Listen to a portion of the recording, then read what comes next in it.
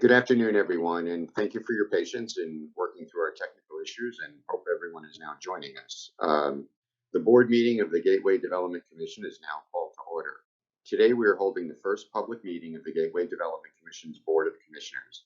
Due to the challenges related to the ongoing COVID-19 public health crisis, and in light of the advice from the CDC in the states of New York and New Jersey, today's meeting is being held virtually via teleconference with audio being live streamed from the Gateway Program website. As we will discuss today, the Gateway Development Commission is a new bi-state public authority created by the states of New York and New Jersey with a 7-member Board of Commissioners with 3 representatives from each state and a representative from Amtrak. The Commission is continuing to solicit comments from the public for today's virtual meeting. A form for soliciting these comments is posted on Gateway's program website for those who wish to submit a comment for today's meetings. I'd now like to call roll and would ask that each of the commissioners unmute and respond. Commissioner Barbas. Present. Thank you. Commissioner Bauer. Present. Commissioner Cohen. Present. Thank you. Commissioner Dominguez. Present. Thank you. Commissioner Graywall-Verk. Present. Thank you. Commissioner Zara. Present. Thank you. And this is Commissioner Kosha, also present. All commissioners are present, and we have a quorum. Adequate notice of today's regular public meeting of the Board of Commissioners of the Gateway Development Commission has been provided in accordance with the Commission's enabling statute. The agenda and public documents pertaining to the board meeting have been made publicly available on the Gateway Program website. Notice of the meeting was posted to the website 5 business days before the meeting, and public notice of the time and place of the meeting was provided to appropriate media outlets. A video recording of this meeting will be posted on the Gateway Program website. As the first ever meeting of the commissioners, we are next going to elect the board's co-chairs. The first election will be for the New Jersey co-chair. Pursuant to the GDC Act and in accordance with the provisions of Article 2 of the bylaws of the Commission, the New Jersey co-chairperson of the Commission shall be selected from the 3 New Jersey commissioners of the Commission determined by the affirmative vote of at least 2 of the New Jersey commissioners. Do any of the New Jersey commissioners wish to nominate a New Jersey commissioner for election of the New Jersey co-chair? Yes, Tony, thank you. It's my honor to nominate my friend, Balpreet Grewal-Verk, as the New Jersey co-chair. Balpreet, I know, will represent New Jersey very, very well. For those of you who don't know Balpreet, she is the Vice President of Community Engagement for Hackensack Meridian Health, principally in 8 northern New Jersey counties. And most recently, she's been coordinating the response to COVID-19 and the rollout of the vaccine administration. Just one note about a tribute to Balpreet's character, I think, can be found in an event that greatly impacted both our tunnel and the Grewal family, and that was Hurricane Sandy. And as you all know, during Sandy, 13 million gallons of salt water ravaged our tunnel. But it was also during that storm that Balpreet's late father, who was in the service station business, was out getting fuel to first responders. And you also all remember that at that time, gasoline was being rationed. And sadly, while performing that community service, Mr. Grewal was involved in an accident that left him a quadriplegic due to a spinal cord injury. And to this very day, Balpreet remains a leading voice in the promotion of research for cures for spinal cord injuries in Washington, D.C. and elsewhere. And today, she continues the legacy of public service exemplified by her father. And so I'm really honored to nominate Valpreet Grewal-Verk as the New Jersey co-chair.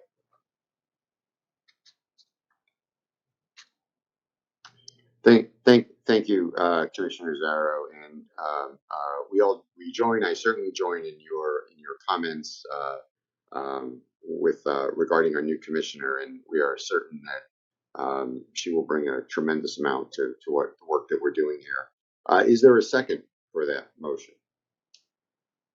Yes, this is Commissioner Janine Bauer. I certainly echo those remarks as well. I second the motion and look forward to working with not only Valpreet, but the New Jersey, New York commissioners. Thank you, Commissioner Bauer. So I'll know there was a motion and a second. I'll take a vote individually from each of the New Jersey commissioners, beginning with Commissioner Bauer. Yes. Commissioner Grewal-Verk, I guess this is your chance to avoid the assignment. Yes, and thank you very much for the kind words, Commissioner Zarro, Commissioner Kosha, and Commissioner Bauer. Thank you. And Commissioner Zarro, of course. I'm still yes. Okay. So the motion passes. Thank you very much, and congratulations, Commissioner Grewal-Verk. We're extremely pleased to have you in a leadership role. The second election will be for the New York co-chair. Pursuant to the GDC Act and in accordance with the provisions of Article 2 of the bylaws of the Commission, the New York co-chairperson of the Commission shall be selected from the 3 New York commissioners of the Commission, determined by an affirmative vote of at least 2 of the New York commissioners. Do any of the New York commissioners wish to nominate someone to serve as the New York co-chair? Yes, this is Commissioner Barbas. It's my honor to nominate Stephen M. Cohen to the office of New York co-chair of the Gateway Development Commission. Thank you. Is there a second? Yes, this is Marie Therese Dominguez. I second the nomination of Stephen Cohen. Thank you, commissioners. We have a motion and a second, and I will now ask for a vote among the New York commissioners, beginning with Commissioner Barbas. Aye. Commissioner Cohen. Yes. And Commissioner Dominguez. Aye. Thank you. The motion passes. Thank you. For the record, Board Resolution 0301 will be completed per the results of the co-chair elections, and I will now turn the meeting over to our newly elected co-chairs. Thank you. Thank you, Commissioner Kosha. I'm very excited to get to work with the entire board and our local and federal partners on rail projects that will have a generational impact on our region and nation. I especially want to thank our partners, Governors Murphy and Cuomo, and the states of New Jersey and New York, the New Jersey Transit and the Port Authority, and of course our congressional champions who have moved heaven and earth to keep Gateway moving forward. I also want to take a moment to thank Jerry Zarro and say how much we look forward to his guidance and work with the commissioner. Jerry has served New Jersey for over 30 years under 8 governors of both parties and led some of the state's most important economic development efforts, including Gateway. The statute is such that he can't serve as co-chair for New Jersey, but he will continue to be a leader for this commission. I also have to commend our other New Jersey Commissioner, Janine Bauer.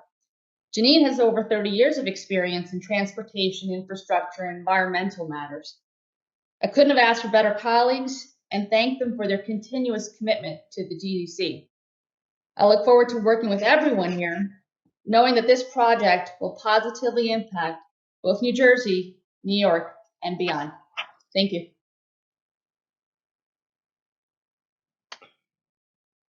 I guess we're on to me, Commissioner Kosha. And I want to thank you and also thank Jerry Zarro as well, who has done an exemplary job in his second stint as commissioner of the prior entity, and it has been a pleasure to work with him. I want to welcome everyone to the first meeting of the Gateway Development Commission. This is an important step in improving rail service in the New York, New Jersey region for hundreds of thousands of people who travel by rail between New York and New Jersey on a daily basis. I want to congratulate my co-chair, Commissioner Graywall-Verk from New Jersey, on her election. I look forward to working together as co-chairs to move this forward. I also want to note that we really have brought tremendous talent from both sides of the Hudson to this project. For a long time, we were a commission of 3. We are now 7. The New York commissioners who I've known and worked with are extraordinary, really are legendary in the infrastructure area. Commissioner Barbas has done extraordinary work, whether it was on the Tappan Zee Bridge or the Kosciuszko, and Commissioner Dominguez, who is currently the DOT commissioner, but has a long history in transportation that precedes her service in New York. So I'm just delighted to be working with this group of commissioners. And of course, Tony Kosha, who is the Amtrak chair, has done exemplary work for that organization, but also as a partner in Gateway since its inception. Going forward, these meetings will be led on an alternating basis between the New York co-chair and the New Jersey co-chair. I want to also say that we all deeply appreciate the continued support we've received from the partners, from our legislative supporters, from the 2 governors, but also from the staff. We have existed in an odd way for the past 4 years, and without the work of the staff members, in particular Frank Saker and Suma Mandel and Steve Sigmund, we wouldn't have survived what was 4 years of wandering in the wilderness. And thankfully, I hope that we are beginning to see our way to the promised land. With that, we will now turn to Frank Saker, the interim executive director, and Stephen Sigmund, the chief of public outreach, and Suma Mandel, the chief administrative officer, for an update on the Gateway program. And thank you for joining us here today. Thank you very much, Co-Chair Cohen. And I'll say firstly a welcome to all the commissioners, and we're very glad to be working with all of you. We have a brief slide deck to walk through and to provide an update for commissioners today. What we're going to do is I'm going to speak with regard to an update on Portland North Bridge and the Hudson Tunnel project. Steve Sigmund will, our Chief of Public Outreach, will speak to advancing the tunnel project, and Suma Mandel, our Chief Administrative Officer, will speak to initial commission actions. The next slide, please. And the next slide, please. Thank you. So let's dive in. I want to start with Portland North Bridge. And the good news that's already been reported regarding the full funding grant agreement that was signed in January there. Our colleagues at New Jersey Transit and Amtrak have made great progress on Portland North Bridge with federal partners at US DOT. And as I said, NJP has executed the FFGA. With that, the local and federal commitments are in place. And New Jersey Transit has commenced procurement with the pre-qualification phase now live. So that is kudos to New Jersey Transit, Amtrak, and their federal partners, and we look forward to that project progressing well during 2021. The next slide, please. Onto the Hudson Tunnel project. And I think our 3 R's have not changed. I feel like a lot of us have had to refresh in our 3 R's while we've been remote schooling during the pandemic, but ours haven't changed. Resiliency, redundancy, and reliability. As crucial today as it was before this awful pandemic began. The North River Tunnel, while still doing good service, is not getting younger, over 110 years old, and its rehabilitation and the new tunnel remain a priority. To the next page, please. So, what have we been doing over in 2020 and into 2021? We have continued to be active to prepare for the successful procurement and delivery of the Hudson Tunnel project. Been working with our partner staff. We continue to advance the work streams that will help address the key risks identified that we've identified in the project. For example, one such risk is the geotechnical risk.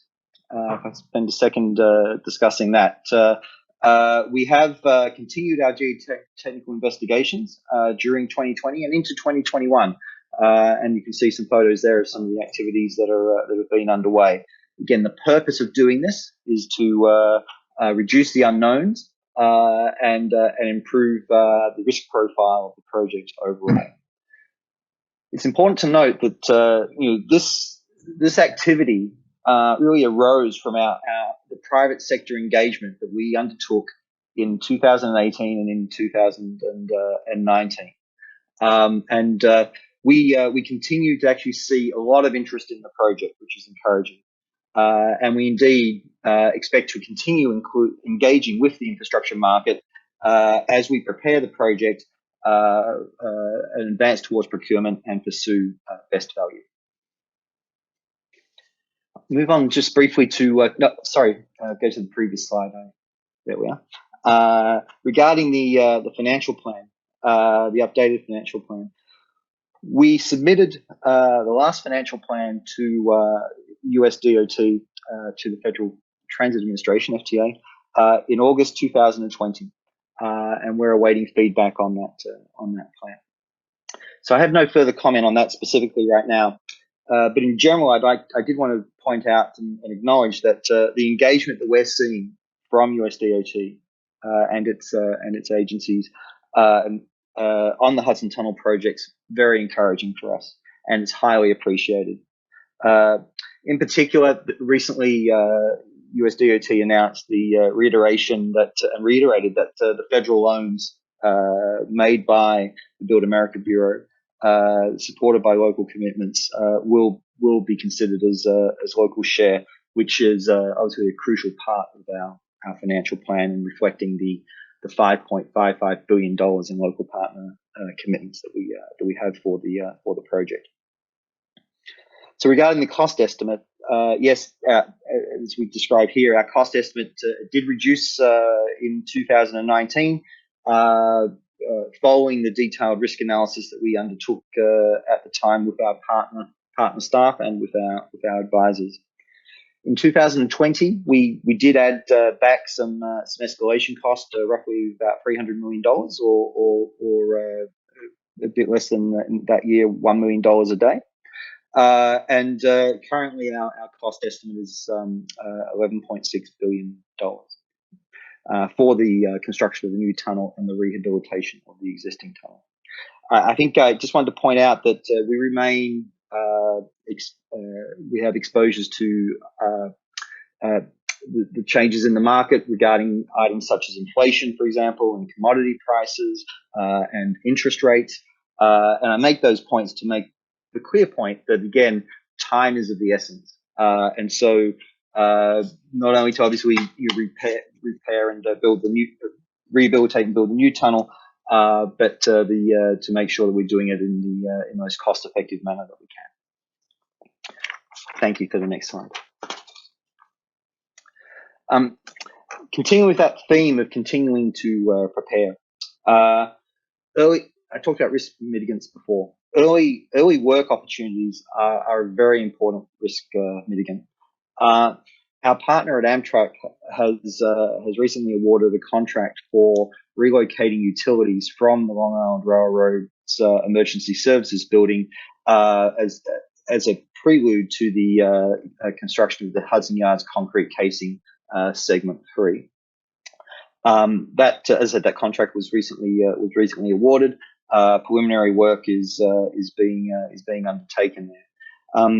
I'd just say we're very, very grateful for our partners' efforts in advancing work on that particular aspect of the project, and I'm looking forward to more early work opportunities. With that, I might hand off to Steve Sigmund. Thank you, Steve.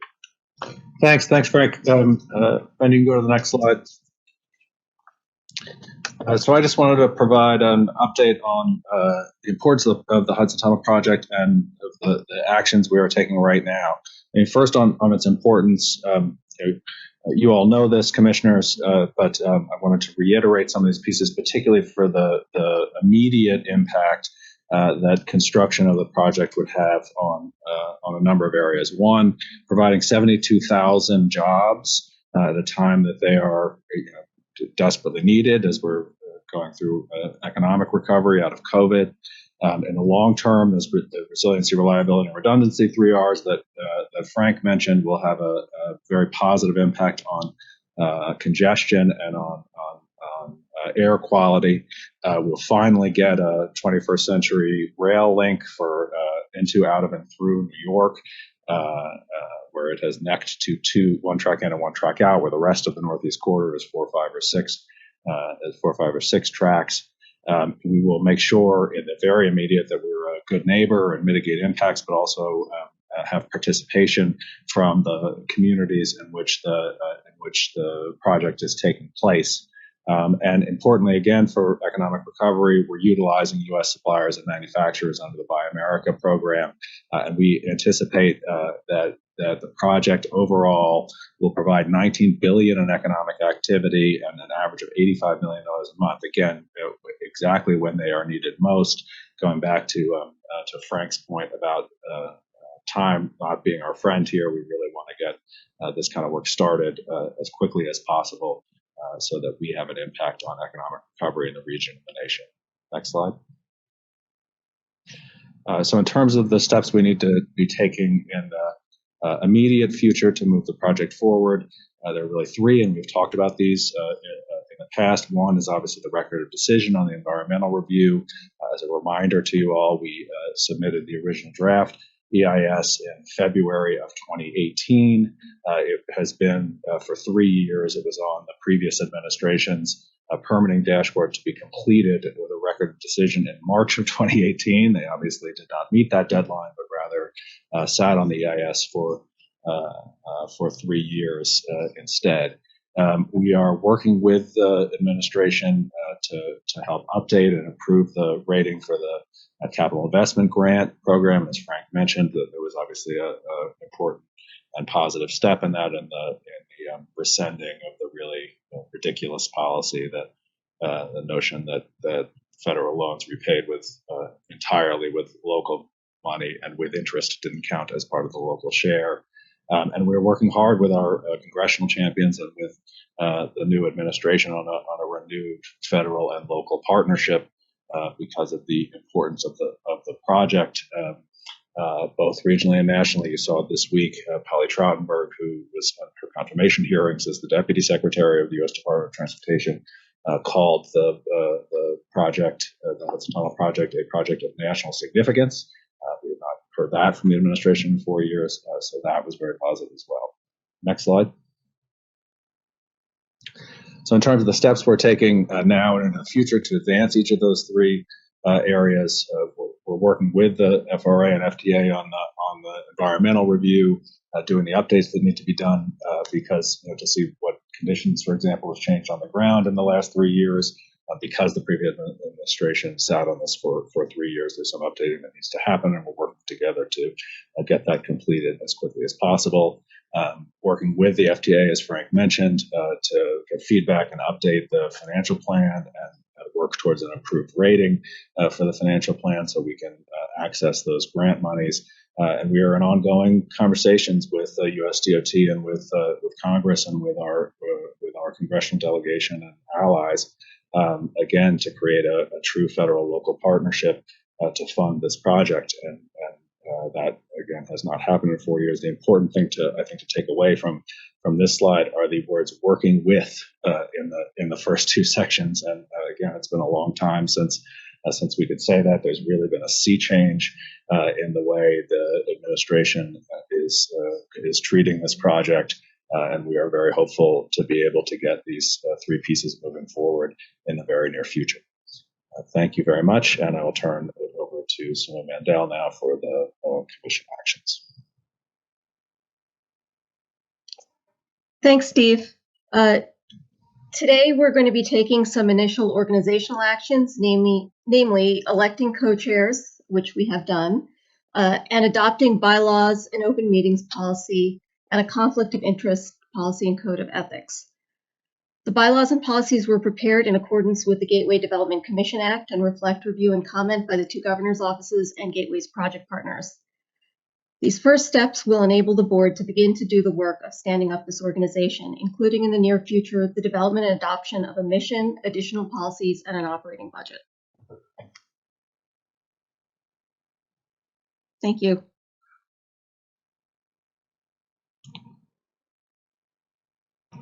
Thank you, Suma.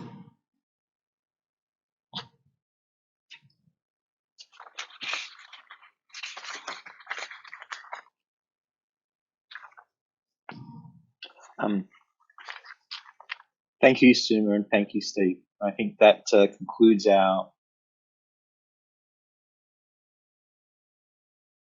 Virtual meeting. A form for soliciting these comments was posted on the GDC website and was available throughout today's meeting. Comments received by 5 p.m. on March 4th, 2021, of which there are 8, have been distributed to the board and posted on the Gateway Program website in advance of today's meeting. Comments received during today's meeting will be distributed to the board and posted on the Gateway Program website after today's meeting. All public comments received will also be filed in the Commission's records. Next, we will move to the remaining action item for today's meeting. The section action item, the next action item before the board is the adoption of bylaws. Do any of the commissioners wish to comment? Hearing no comments, I will make a motion to adopt the resolution. Is there a second? Second. Thank you, Mr. Zarrow, if I recognize your voice. You do. Is there any discussion? If not, I will move this to a vote, and I think we have to do this by roll call. Commissioner Barbas? Aye.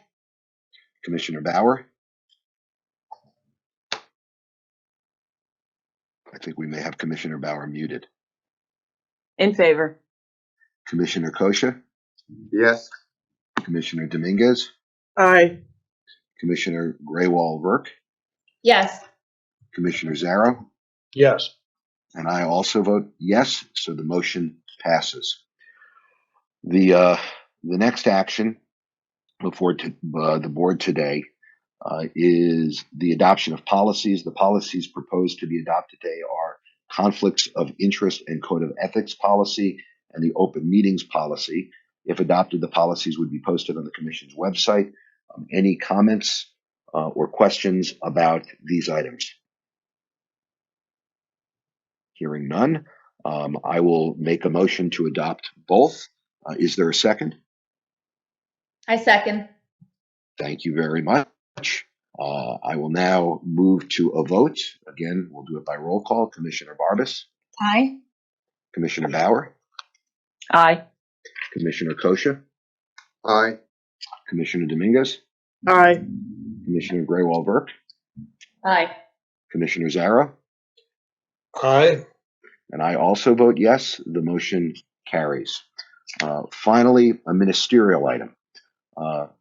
I motion that the vice chair, who I believe is our own Tony Kosha, be authorized to confirm and certify the minutes of this meeting on behalf of the Commission for transmittal to the governors of New York and New Jersey, post the minutes on the Gateway Program's website, and provide notice of any forthcoming board meetings. Is there a second? I second.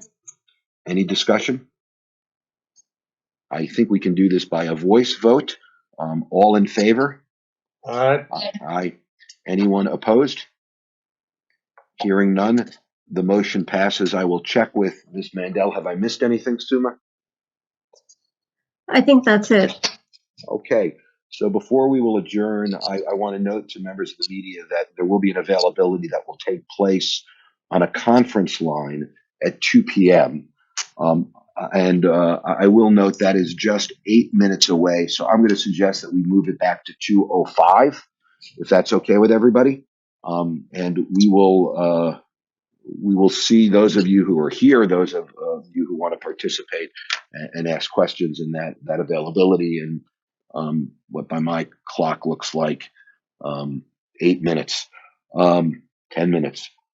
Before we adjourn, any other questions or comments from any board members? If not, I motion to adjourn and ask if there is a second. Second. Thank you, Mr. Zarrow. And all in favor? Aye. Aye. Any opposition to adjourning? In which case the motion is approved and the first meeting of this august and at long last real organization is adjourned. Thank you all. Thank you. Thank you. Thanks, Commissioner.